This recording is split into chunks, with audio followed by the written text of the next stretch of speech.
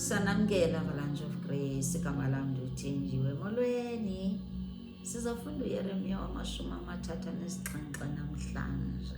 Intloko yakhona ithi ukubanjwa kaYeremiya. Profeti kaloku izolo bekuthiwa akafuna nobonwa etempileni. Andithi namhlanje uzawubanjwa. Wenzeni? Wenza umsebenzi kaThixo.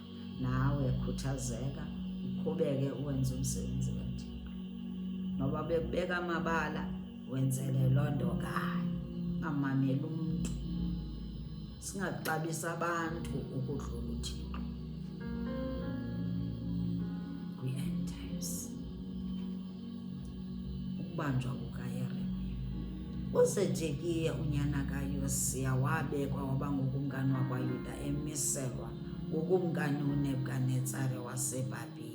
Wangena ezihlangwini zikaKoniya unyana kaJoyakim, owayengazange awoya namaphakathi wakhe imithetho kaNdikhoya namazwi kaNdikhoya awayethumela uYeremiya umshumayeli kubo. Babengazange bahoya nohoya ukuthi nje leYehova uthini. 3. Ke yena uZedekhiya wathumela uYukali unyana kaShelemiya ekunye nombingeleli uZefaniya unyana kaMaseya ukuba baye kumshumayeli uYeremiya, bafika bathi makabathandazele kuThixo wabo. Akayobathandazela kuNdikhoyo, siyithandazele kuNdikhoyo. Uyava ngoku? Abafuna ukumamela uThixo xa ebaxelela into yoba mabenze le nale nale, kodwa bayazifuna iintsikelelo. Ufuna uthandazelwa ngoku kodwa khona izinto angazimameli. Ayisithi ke masibe obedient kwii-commands of God. Yonke imiyalelo yakhe masizameni ukuyenza. Singafuni ukuthi nje simthandaze xa sixakekile sifuna siphendula. Akenziwa njalo. Akenziwa njalo uThixo. Ufuna i-relationship yona sisithi yamkela uYesu Kristu, kubekho i-relationship yakho naye uYesu Kristu. Ukwenzela ukuthi wenzeni? Azokubonisa indlela yokuphila, azokubonisa nento omawuyenza. Uzawufundisa kaloku izithithi.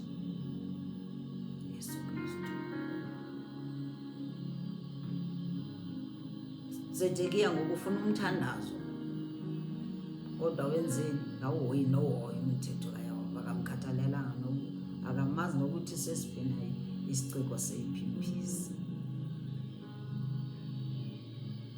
Ayisithi ke 4. Ngelo xesha wayesakhululekile uYeremiya esenokuhamba-hamba phakathi kwabantu kuba wayengekavalelwa entolongweni. 5. Umkhosi wokumkani waseYiphutha wawusowundulukile, aza namakhaledi awayengqinge iJerusalem akuziva ezi ndaba arhoxa. 6. Lavakala ilizwi likaNdikhoyo kumshumayeli uYeremiya lisithi 7. Utsho uNdikhoyo uThixo kaIsrayeli ukuthi mxeleleni ukumkani wakwaYuda onithume kum nithi ndithi nanku umkhosi wokumkani waseYiphutha obuze ukuncedisana nani ubuyela kwelakowabo eYiphutha. Babesebethemba abantu, bebesithi nangu umkhosi ovela eYiphutha uzasinceda kuNebukadnezari. Bevuyela ukuncedwa ngabantu. Uyabona nathi masiyekeni ukufuna uncedwa abantu, masiyifuneni uncedo kuYehova. Nyanka sitsho athi baxelele into ukuthi abazubanceda, ubuyele eYiphutha umkhosi waseYiphutha, awuzubanceda.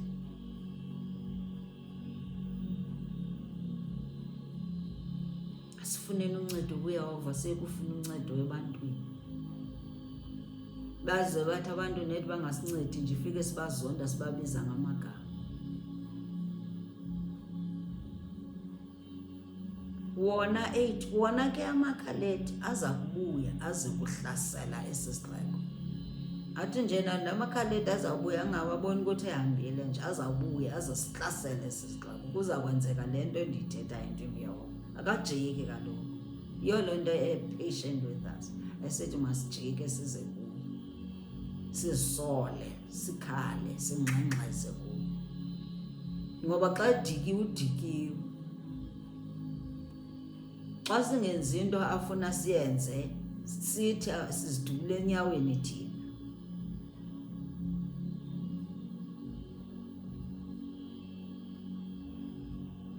Athi baza sihlasele esi sixeko, asithimbe futhi asitshabalalise ngomlilo. 9. Utsho ke undikhoyo ukuthi nize ningasikhohlisi nibe amakhaleti aza kuniyeka, wazoniyeka. Ngoba ngantoni? Abafuni ukumamela, abafuni ukwenza le into efuna nguyehova. Asifuni ukwenza le uyehova athi masiyenze, ukuzithoba, humility ne-obedience. Asifuni uzenza zona, kodwa inceba ii-blessings zona siyazifuna, siya kuye xa sixakekile. Le ncwadi ke ngoku ke iyasilungisa kuloo nto, ithi masiziyeke izinto esizenzayo, simamele uyehova. 10. Ndithi nokuba benengade niyowubhuqe wonke umkhosi wamakhaleti onehlaselayo, kusale nje iingxwelerha ezintintini, zona kanye beziya kuvuka zisitshabalalise ngomlilo esi sixeko. Ngoba amandla azawube sinikwa bani? Amandla kaloku bawanikwa nguyehova.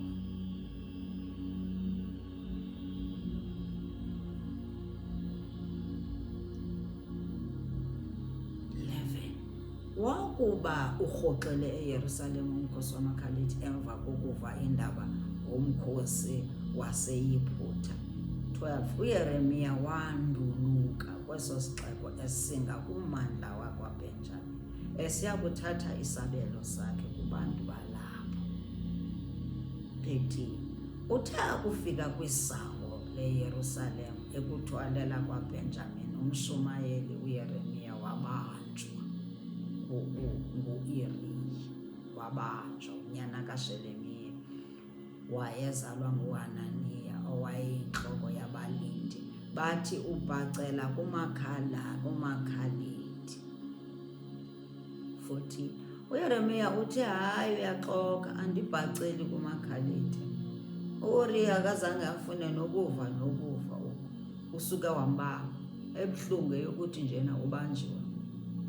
Ebese-free naye esathi yebo, esathi ayithi ke ndihambe namshaye umoya, kanti ndikhe ndiyokujonga ndiye le kwaBenjamini ndiyofuna izidingo zawo. Kanti uzawubanjwa, ayingafunwa kaloku. Wambamba wamsa kwiziphathamandla.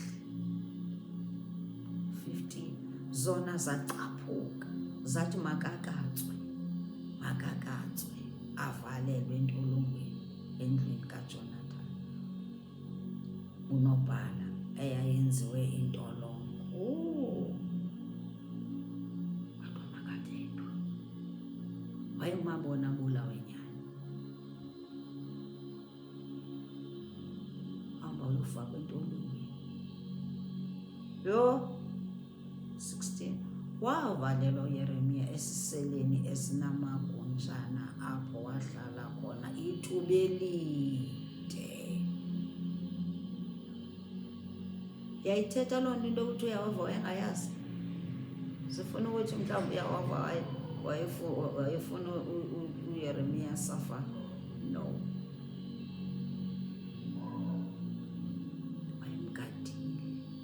Wayemgadile.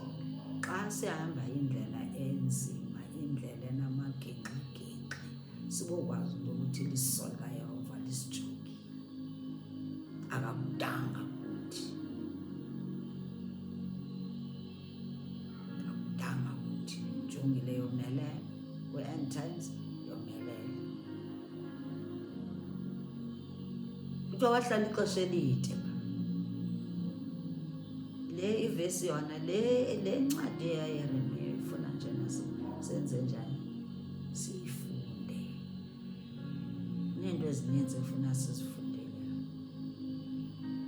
17 Emva koko ukumkani uZedekhiya wathi makasiwe kuye eBhotwe, apho wambuza khona ngasese esithi, ngaba unalizwi livela kundikhoyo na? Ndithi ebethe kuqala makamthandazele, bethumele phaya ukuthi makamthandazele, efune iinceba zikaYehova, kanti akafuni ukumamela imithetho yakhe, akamboni nokumbona nobuya ungumntu. Funa sifunde uhlonipha abantu. End times masihloniphe abantu. Hlonipha abantu. Hlezi aba bantu angabahloniphiyo bathunyelwe nguYehova. Ngifuna ngoku uYeremiya ngoku uyambiza ngoku ngasese. Emva koko nantsi 17 emva koko u-16 uhleli ejele ixesha elide, uqatsiwe, wabethwa, walahlwa phayana ejele. Uthi ke ngoku kumkani makasiwe kuye eBhotwe uYeremiya, apho wambuza khona ke ngasese athi, ngaba unalizwi livela kundikhoyo? Engathi ndamva likhona nelizwi, ngoba kaloku sisehleba ngoku emacaleni ukuthi abanye mabangamva. Double-minded. Asingabi double-minded. Basikhonze uyabona, masikhonze uyabona. Ungathi ngapha emacaleni kanti ukhonza abanye othixo, ngapha ecaleni ukhonze yona. Focus kwi-end times, ngoba sizalahlekiswa. Sizawulahlekiswa kwi-end times, ngoba aba bakaThixo kuthiwa bangamagqwirha. Profeti nabaposela bakaThixo kuthiwa hayi bayathakatha laba, abakaSathane. Aba bakaSathane ngaba bekuthiwa ngabakaThixo. Bathi hayi aba ziingcebo zayo. Masilumkeni, sibe focused kwi-end times. Sifunde iBhayibhile le, sibe ne-relationship noYesu Kristu, sizokwazi ukuthandaza, siyibone nje, to read between the lines ukuthi hayi le ayikho le, awumprofeti lo, awumpostile lo, simvapha ekuthetheni. Nangu ngoku bemfuna ngasese ngokuYeremiya, ndimbuza ukuthi unelizwi likandikhoyo na? Lo ndikhoyo bebengamameli. Waphendula wathi uYeremiya, ewe ndinalo. Ngacompromise ngahleki nanye kwezihlekisayo, uzayibeka inje injani? Haleluya. Ewe ndinalo, wena uza kunikezelwa esandleni sokumkani waseBhabhiloni. Yebo, wayicinga abantu uzawumprasha, hayi uyicinga uzawumeneza, kanti akazimeneza nisi, uzawunika ngecala lishushu ukuthi wena uza kunikezelwa esandleni sokumkani waseBhabhiloni. Wena kanye kumkani. 18 uqokele wathi uYeremiya ebhekisa kukumkani uZedekhiya, ndone ngantoni nakuwe okanye kumaphakathi nakubantu bakho? Sendibona ndifakwe entolongweni nje, ndone ngantoni? Ndenzile? Sendindibiza emacaleni nje, ndenzile? Senzile?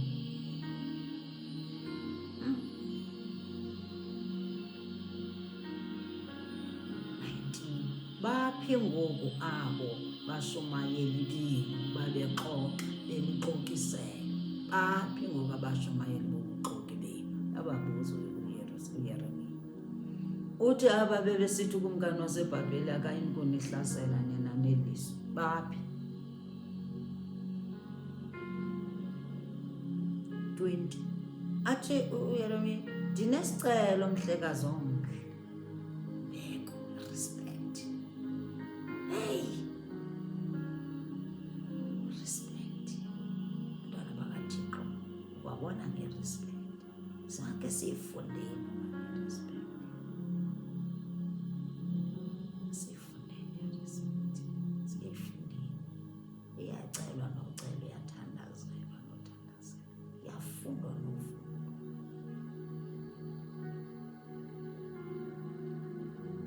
Ngoba uyazazi umuntu ukuthi uthunywe nguYehova.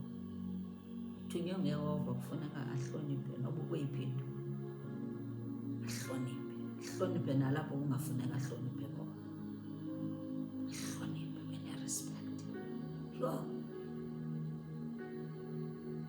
athi nesicelo. Lo muntu usejele njalo, ubethiwe, usehleli kwijele enjalo.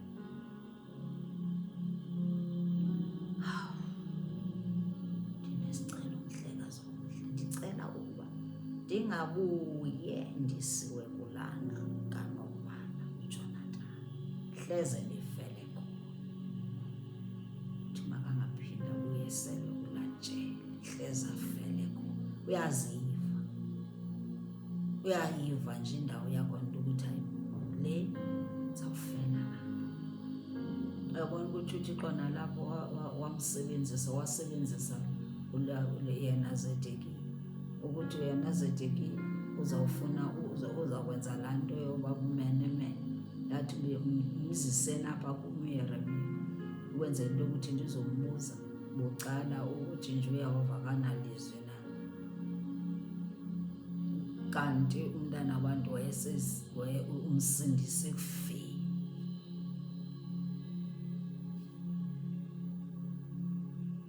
Ayimisebenzi kandikhoyo leyo. Ayimisebenzi kandikhoyo. Xa aba bantu abathunyelwa kubo, aba bantu ababakhuthazayo ubamamele, basetyenziswa nguYehova, bafuna womelele endleleni. Nakuzo zeziphinda into ojongana nazo uyawuvuya uba nabo abantu abathumela. Ungibona ukuthi hayi lo uthunyelwe kumntu zokhuthaza, unika ilizwi lenkuthazo.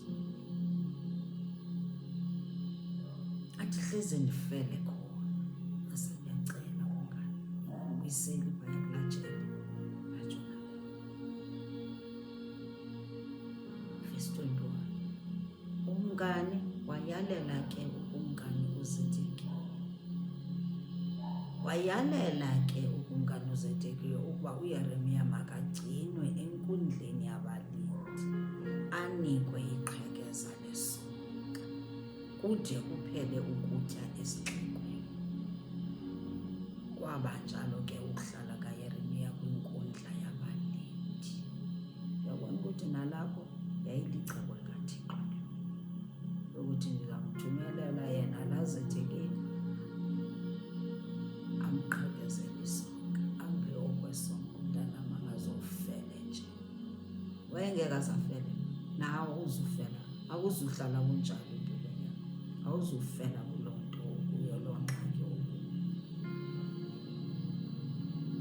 Yinto ekufuneka uyithethe nawe ukuthi le andizuhlala nje, kuzuhlala nje. Nutsho futhi ukuthi njena le uyawuvuna mle, ndiyambona uyawuvuna mle, mandla la enawo. Uzufela apha. God has great plans ngelife yakho. Kangatsho athi ii-plans zam zezokubulala. It has plans to prosper. Someleleni kwi-end times, maxesha mabi. Afuna abantu abomelelayo, afuna abantu abarilaya kwilizwi likaThixo, abarilaya kwi-faithfulness of God, ukunyaniseka okwakhe. Noba ukweyiphi na intolongo, iliso likaYehova lijongile.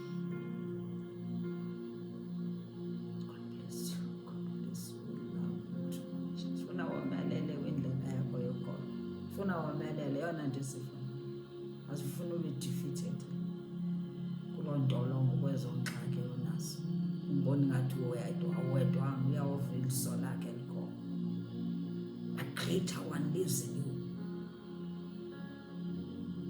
Oyenza lo ma-declarations ukuthi the greater one lives in me. Is in me.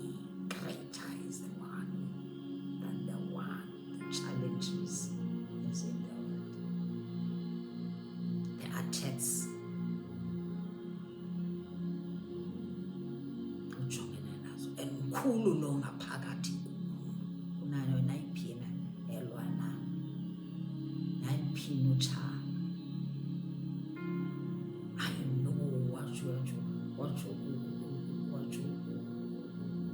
Uyobi manje ndiyamazi mhlengi wami yaphila. But I know my Redeemer lives. Wayemuva apha ngaphakathi. Hayi kanene bona babengekamfumani umoya omngcwele. Ayekholwa wahamba ngokholo. Nathi yolakholwa masambeka. Singathethi into engazusakha. Angazokwakha ungayithethi. Bangayithetha bayithethayo. Wena ufuna ube focused. Efunekayo ube yi-focus in God. Womelezwa ngantoni? Womelezwa lilizwi.